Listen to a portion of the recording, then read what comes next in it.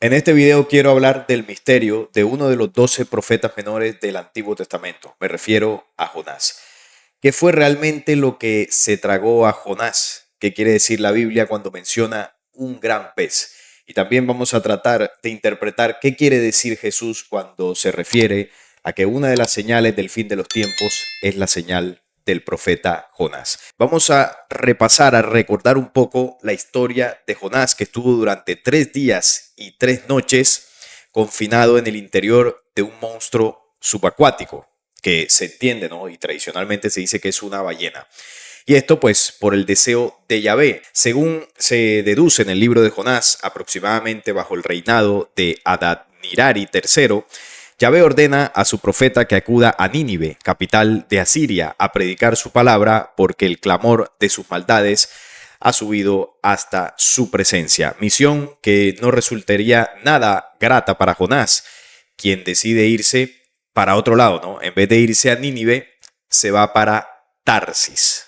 Le da miedo ir a predicar a Nínive porque considera que es una misión peligrosa y por eso huye, se niega a completar su prédica o hacer su prédica. Entonces se dirige hacia Tarsis. Recordemos que él toma una embarcación y en algún momento, de la nada, el mar comienza a levantarse fuerte, comienza a surgir una tempestad y de inmediato los marinos se persuaden de que en la nave se encuentra algún pecador contra el cual Dios está desatando su ira. Al echar suertes para determinar quién es el pecador y así poner fin a la tormenta, estas suertes caen sobre Jonás, que termina siendo arrojado al mar, con lo que enseguida renace la calma. Entonces, la historia del por qué Jonás termina en el mar tragado supuestamente por una ballena, como ya lo estamos viendo, es que Yahvé le dice: ve y predica a Nínive, porque es un lugar que tiene mucha maldad y si no se arrepienten voy a destruirlos.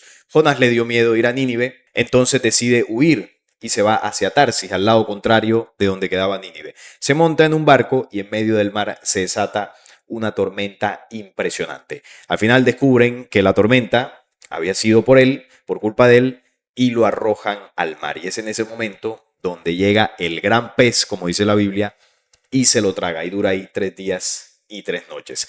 Entonces, lo que se entiende, ¿no?, en esta narrativa, que para muchos pues no es algo que pasó en realidad, simplemente es como una historia, ¿no?, de ciencia ficción que busca entregar una enseñanza sobre la obediencia a Dios. Jonás reflexionó, el pez, bueno, lo arrojó en una playa y ahí decide ir a Nínive y la gente de Nínive finalmente se salva de la destrucción. Eso es a grosso modo la historia de Jonás. El mismo libro lo relata, que en ese momento, cuando ya él es arrojado al mar, el enorme pez se lo traga. Se lo traga con vida, evidentemente, y estuvo ahí vivo en el vientre, supuestamente, de la ballena 3 días y 3 noches. Y ahí es donde sí decide ir a predicar. Claro, esto tiene un debate histórico. Muchos consideran que no es una historia real, es decir, que esto realmente no pasó, como hay muchas historias en la Biblia que son como fábulas, historietas que buscan dejar una enseñanza. Hay otros que dicen que sí ocurrió, pero que realmente no fue una ballena lo que se tragó a Jonás, porque, bueno, una ballena es lo que se interpreta, ya que un pez que tiene unas dimensiones adecuadas para tragarse a un ser humano y que pueda caber en el estómago sin ningún problema, pues obviamente es una ballena. Algunos han propuesto que es un tiburón, pero un tiburón, claro, no te va a tragar y dejarte con vida. Empezando porque la mordida ya ahí te desangras. Entonces se considera que es una ballena, algo que, bueno, tampoco se ve muy viable porque cómo vas a sobrevivir 3 días en el estómago de una ballena sin que te afecten los fluidos y, bueno, los ácidos que puede tener el estómago de la ballena. Y ahí es donde dicen, no, ese es el milagro de Dios. Lo mantuvo con vida para que Jonás pudiera llevar a cabo la misión que le había colocado. Luego aparece otra versión, otra posibilidad, y es que no se tratase de un cetáceo o de un pez gigantesco, sino de algún aparato tecnológico que fue el que capturó a Jonás cuando estaba en el agua y ahí él pudo sobrevivir. Se habla incluso de un submarino, es una de las posibilidades, o también se habla de una nave acuática, un OSNI, como modernamente se conoce, un objeto submarino no identificado. Y bueno, esto se relaciona por el tema de que sabemos de que Yahvé no es un Dios verdadero. Yahvé utilizaba la gloria que era una especie de aparato volador con el que él se desplazaba y se mostraba al pueblo hebreo. Y se sabe que la gloria de Yahvé era un objeto físico. Por ejemplo, en varias citas se dice cómo cuando la gloria estaba en el tabernáculo o en el templo, llenaba el espacio y los sacerdotes no podían entrar ahí. Claro, las explicaciones religiosas no, es que la gloria es muy santa, que nadie podía estar ahí. Claro, esta es la explicación para darle un halo de divinidad, pero la gloria de Yahvé era una nave, un ovni, con el que él se estacionó en el monte Sinaí. Recuerden la cita cuando dice el monte Sinaí humeaba, temblaba, el sonido de la bocina iba a un aumento, botaba fuego, es decir, estaba describiendo el aterrizaje de una nave y cómo luego a través de la bocina Yahvé se comunicaba con Moisés. Moisés sube a la montaña y dura, por ejemplo, 40 días estando ahí en la nube con Yahvé, en la nube. Ya usted me dirá cómo se está 40 días en una nube. Eso no tiene ningún tipo de sentido. No, pero es que es Dios Todopoderoso y Él puede hacer todo esto. Ya, esta es la explicación sin lógica y sin sentido que se da en muchas vertientes religiosas. Entonces, claro, aquí lo que estamos es ante la presencia de un objeto volador no identificado, que era la gloria de Yahvé. Aquí lo hemos explicado varias veces. Y en el tema de lo que se tragó a Jonás, evidentemente, si le imprimimos lógica, no puede ser ningún pez, ninguna ballena y ningún tiburón, porque nadie puede sobrevivir 3 días en el vientre de ninguno de estos peces. Si es que no muere antes cuando muerde el pez o la ballena o el tiburón. Si no mueres ahí, te vas a morir en el estómago. Entonces, aquí estamos frente a una explicación más lógica que podría ser un objeto tecnológico. Alguno dirá, en esa época no existían los submarinos.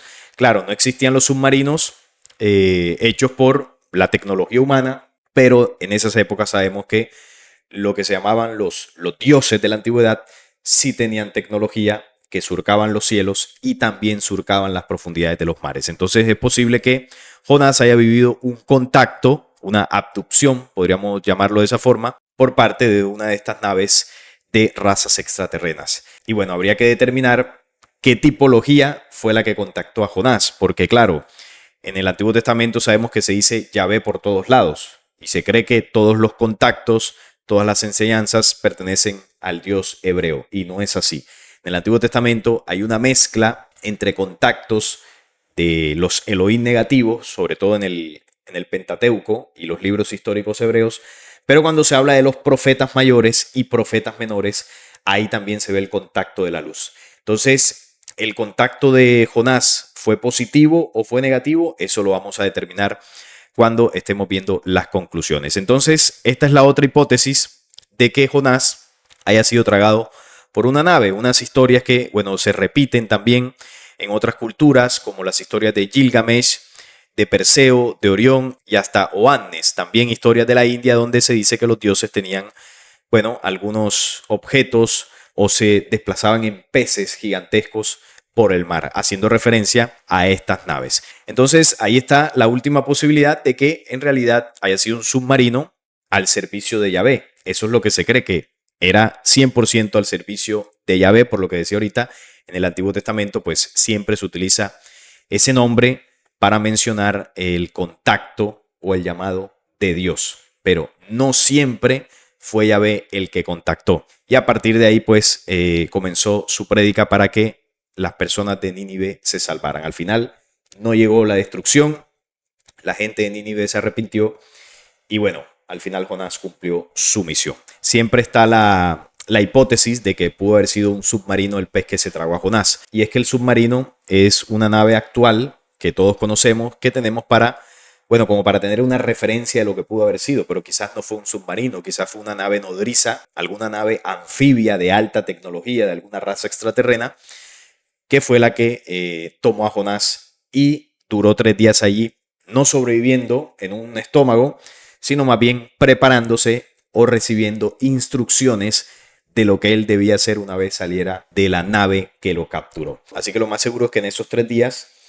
el contacto que se le dio fue, mira, esto es lo que tienes que hacer, esto es lo que tienes que decir, cuando estés allí debes hablar de esta forma, esta es la información exacta que les tienes que dar a las personas en Nínive para que probablemente te escuchen. Es decir, recibió una preparación por parte de quienes lo contactaron para que la labor que él iba a hacer fuese exitosa. Ahora, esta historia de Jonás no es el único evento de contactos misteriosos por parte de naves donde se llevan a personas a las profundidades del mar. Hay muchísimas historias donde personas son contactadas por OVNIs o avistamientos. También hay muchos avistamientos de naves que entran al mar, para que recordemos que este tipo de experiencias donde se llevan a personas al fondo del mar ocurren incluso en tiempos más modernos. Y bueno, habría que determinar qué tipología fue la que contactó a Jonás. ¿Cómo lo vamos a determinar? Interpretando lo que quiso decir Jesús con la señal de Jonás. ¿Y dónde tenemos eso? Eso está en el Nuevo Testamento, donde Jesús hace una referencia exactamente en Mateo capítulo 12, del 38 al 42. Dice lo siguiente: entonces respondieron algunos de los escribas y de los fariseos, diciendo: Maestro, deseamos ver de ti señal. Él respondió y les dijo: la generación mala y adúltera demanda señal, pero señal no le será dada, sino la señal del profeta Jonás. Porque como estuvo Jonás en el vientre del gran pez 3 días y 3 noches, así estará el Hijo del Hombre en el corazón de la tierra 3 días y 3 noches. Los hombres de Nínive se levantarán en el juicio con esta generación y la condenarán, porque ellos se arrepintieron a la predicación de Jonás, y aquí más que Jonás en este lugar. La reina del sur se levantará en el juicio con esta generación y la condenará, porque ella vino de los fines de la tierra para oír la sabiduría de Salomón, y aquí más que Salomón en este lugar. Entonces aquí hay varias cosas importantes, y es que Jesús hace referencia a la historia de Jonás. Jesús hace parte del plan de la luz, del plan de restitución de esta humanidad terrestre. Y cuando Jesús utiliza de referencia a uno de los profetas, ya sea mayores o menores del Antiguo Testamento, es porque ese profeta hace parte del mismo plan. Entonces, los que contactaron a Jonás no fue Yahvé. Quienes contactaron a Jonás fueron mensajeros de la luz, que con su nave submarina que capturó a Jonás para prepararlo. Él estuvo ahí en condiciones perfectas, le dieron alimentación mientras le daban las instrucciones de lo que debía hacer. Y fue un contacto positivo porque veamos los efectos.